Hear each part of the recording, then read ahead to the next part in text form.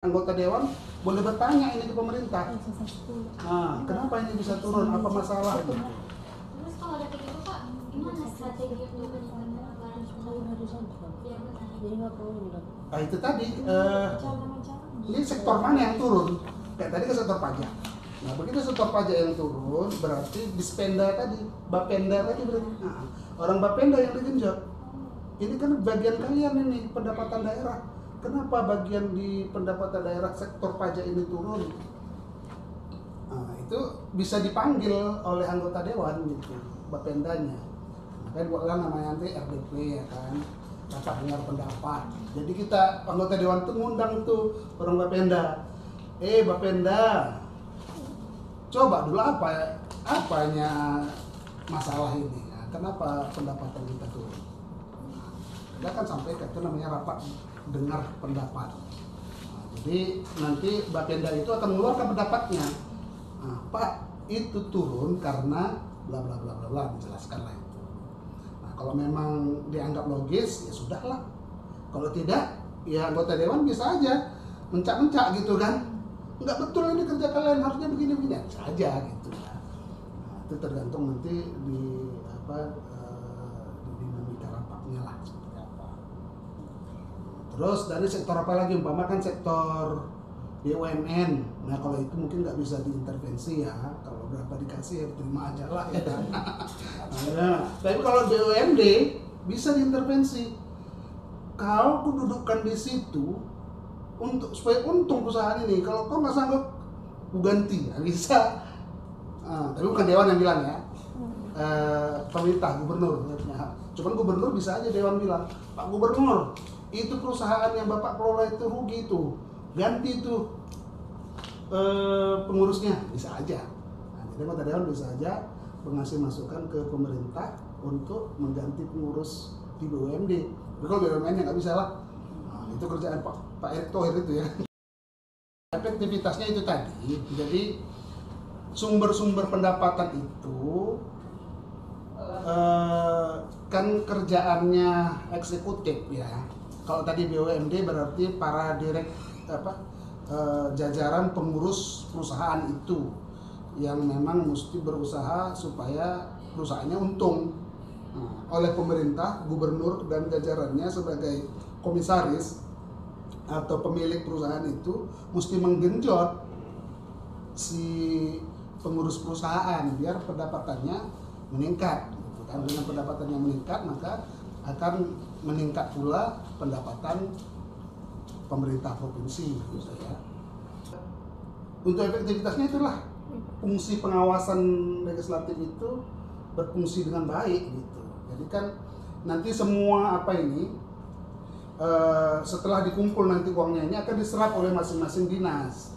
Nah, masing-masing dinas sudah mengajukan untuk meningkatkan kepatuhan masyarakat dalam membayar pajak. Menurut Bapak? Ya, dalam hal keanggota dewanan ya, keanggota dewanan ini kan dewan kan ada punya hak dan kewajiban namanya reses. Nah, reses itu kan anggota dewan berkewajiban datang ke masyarakat konstituennya untuk mendapatkan, untuk bertemu lah, untuk diskusi, untuk berdialog dengan pemilihnya. Itu kewajiban dia. Hak dia adalah mendapatkan anggaran dari pemerintah. Bahwa pemerintah wajib membiayai kegiatan itu. Dari keanggota dewanan ini bisa dikasih masukan ketika dia mengadakan reses ke masyarakat. Ya dikasih tahu lah pentingnya mereka bayar pajak gitu untuk melanjutkan pembangunan di provinsi kita.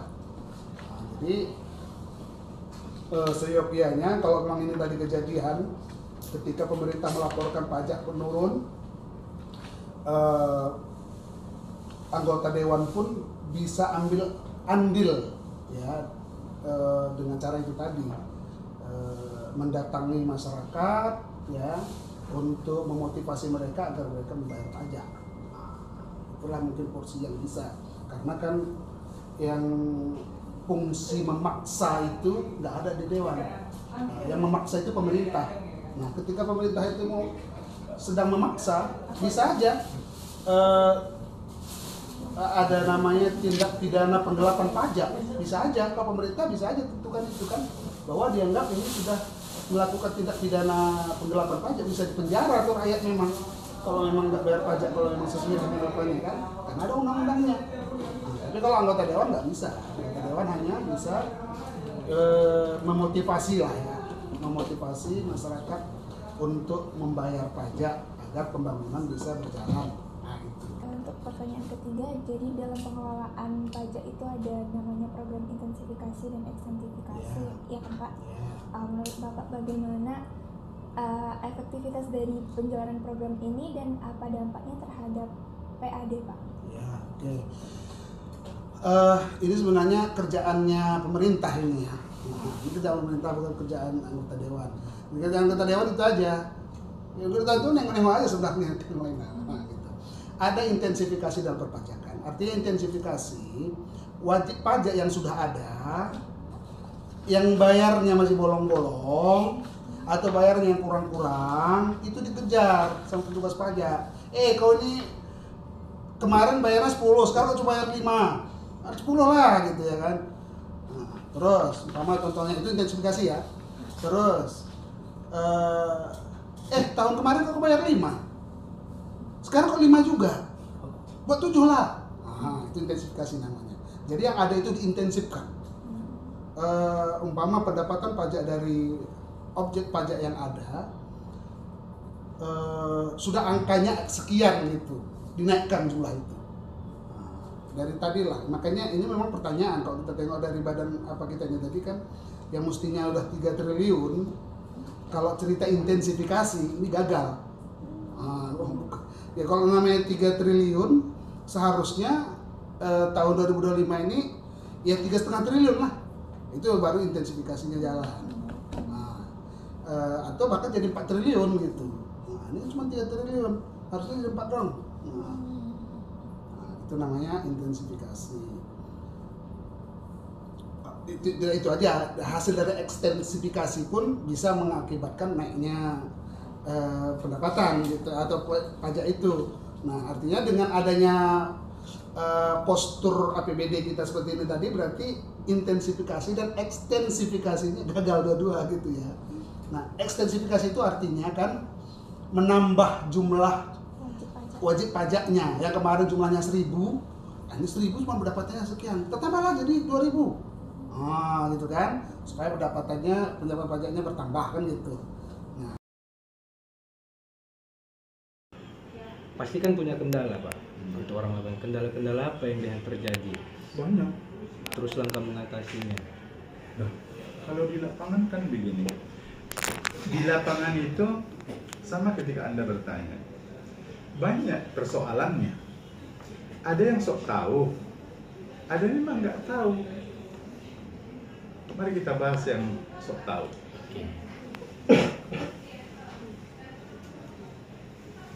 Nah, kalau orang sok tahu, dia lantang mulutnya itu, seakan-akan dia mengerti. Tapi begitu ditanya tanggung jawabnya, dia ngelak. Orang yang tidak sok tahu, yang patuh itu, dia mengakui kesadarannya, dia mengakui kelemahan. Saya tidak mempunyai kemampuan untuk bayar karena kondisi saya seperti ini. Kamu apa? Apakah eksekusi ada pada kami sebagai orang Kristus? Kalau kau nggak mau bayar, apa yang bisa kau lakukan?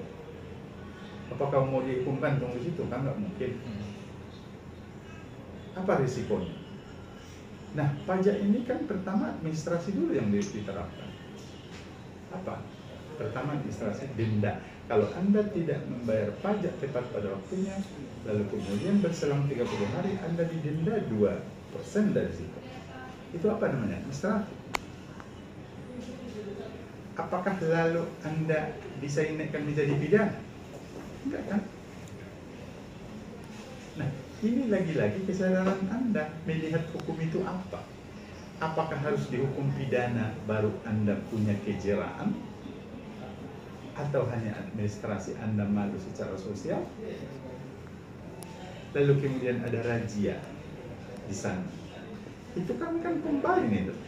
Kepentingan kami pajak, kepentingan mereka berlalu lintas.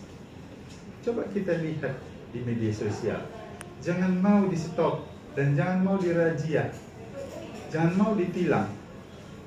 Kalau Anda tidak bayar karena kau tidak bayar pajak, itu nggak bisa menjadi alasan mereka bahwa Anda harus ditilang. Kan gitu kan keterangannya.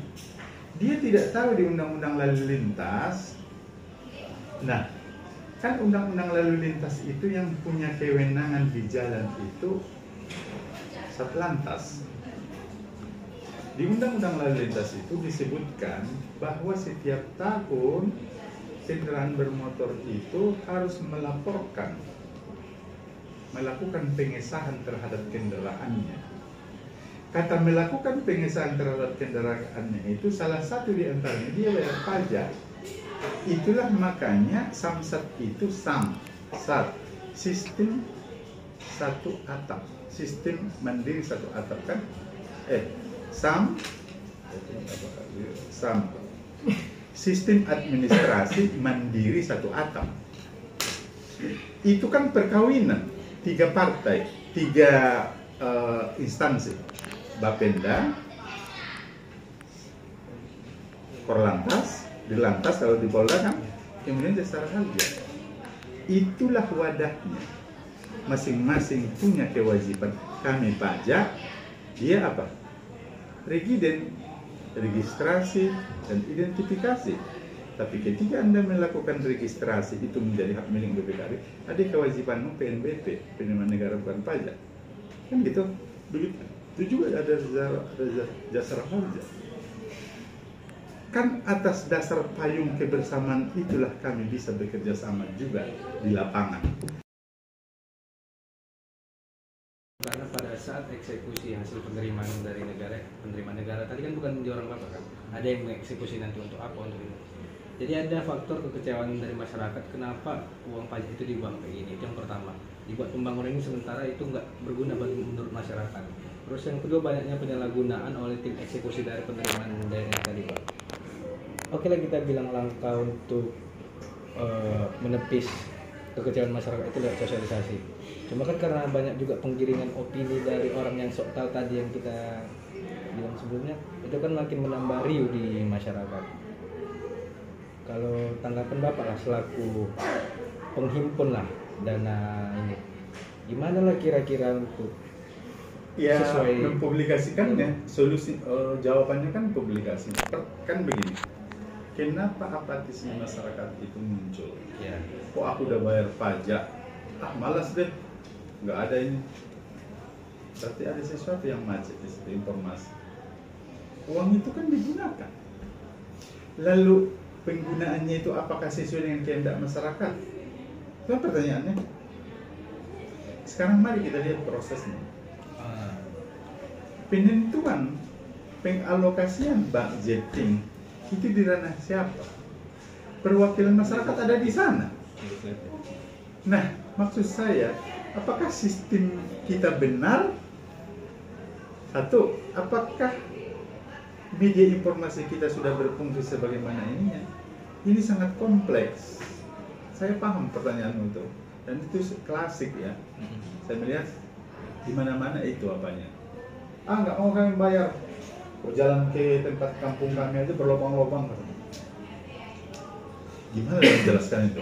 Kau lah dulu.